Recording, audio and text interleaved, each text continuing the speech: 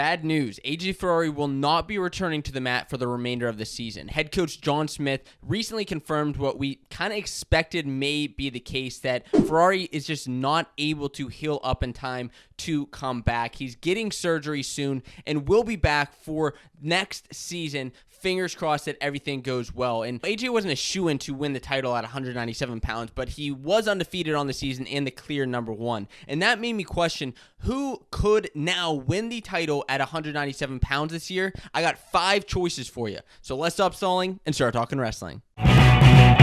What's going on, wrestling fans? My name's Josiah, and welcome to Fanco Wrestling, your source for college wrestling news and discussion. And on this list, I rank these guys by how they're performing this season, how they performed at nationals in the past, and really what their trajectories are, with a couple of little opinions in there, but mostly based on stats. And at number 5 is Yonger Bastida, the Iowa State wrestler, who's 16-3 on the season so far. His best win was definitely over Jacob Warner in that duel against Iowa, and what a duel that was. He also has a win over North Dakota State's Owen Pence. Now, Bastida actually hasn't competed in the postseason yet, which makes it more intriguing for how he's actually going to do. Sometimes your first time competing, you're not going to do as well just based on pressure, based on your first time being there.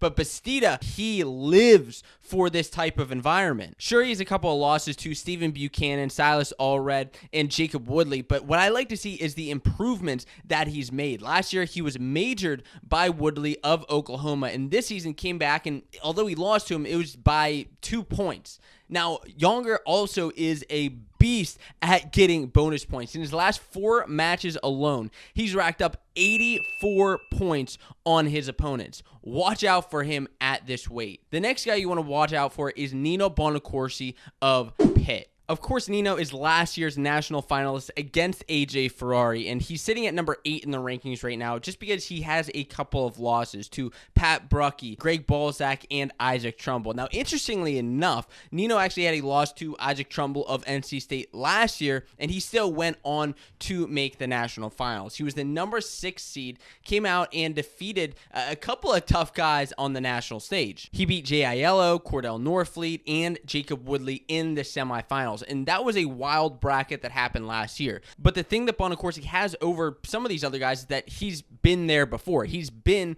on the national stage and in the national finals. It's often said that if you've been there once before, like, that pressure is basically like nothing to you, especially when you've performed so well. Bonaccorsi, I'd be watching out for him. Next up at number 3 is Michigan State's Cam Caffey, who is on a bit of a hot streak right now. He's 24-4 this season, and his last loss actually was back in the beginning of January at the Southern Scuffle to Michael Beard. Now, what's interesting is although Caffey lost to Michael Beard there, he ended up coming back and defeating Penn State's starter, Max Dean, just a couple weeks ago. Just this season so far, he's defeated Rocky Jordan, Greg Balzac, and Max Dean, and he is firing on all cylinders. Those losses that he has, besides to Beard, mostly came at the beginning of the season in the first 2 weeks. So it's great to see when a guy is seemingly peaking at the right time of the year. Now, Caffey has competed at nationals before, where he made the round of 12 and round of 16. This year may be the year that he finally breaks through and maybe even breaks through into the finals to be a true competitor at the weight. At number 2 on this list is Penn State's Max Dean. Yes, he does have that loss to Cam Caffey, but I think what's interesting is none of these guys on the list are undefeated, making nationals a bit more wide open that anything can happen. Max probably has the best wins out of anybody on this list. Cordell Norfleet, Greg Balzac, Patrick Brucky, and Jacob Warner. And although, like, he's not your typical Penn State wrestler, like, or I guess the Penn State wrestlers that I think of that are constantly scoring bonus points. A lot of his matches, other than like 2 guys really outside of the top 20, have been pretty close. Granted, he's come out and found ways to win those matches. He's not really losing the close matches, which is a good thing. But I will say that he's got to get a little bit more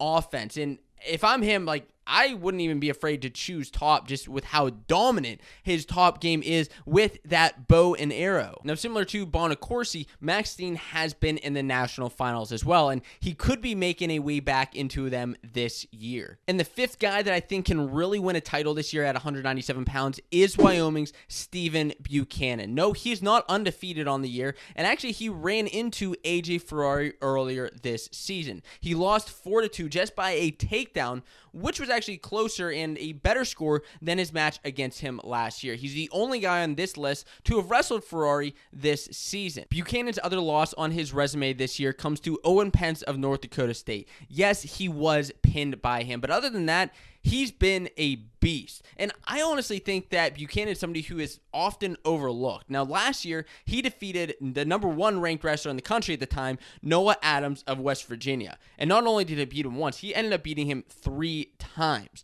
Buchanan has competed on the national stage before. Last year, he broke through and made the All-American stand in 8th place. This year, without AJ Ferrari, he's really set up to win the Big 12 title. Yes, he's going to have some tough competition with Rocky Elam and Yonger Bastida and Owen Pence, but if he does win, he's going to be set up very well on the national stage, maybe getting a number 1 or number 2 seed, which could set him up to just dominate on the national stage in Detroit. I'm interested in hearing, who do you think is going to win at 197 pounds this year now that AJ Ferrari is out officially? I really think it's anybody's game in these top 5, and even some guys I didn't mention, like Eric Schultz or Owen Pence. So please leave a comment down below, and if you're interested in checking out another video, I recommend that you check this one out right here.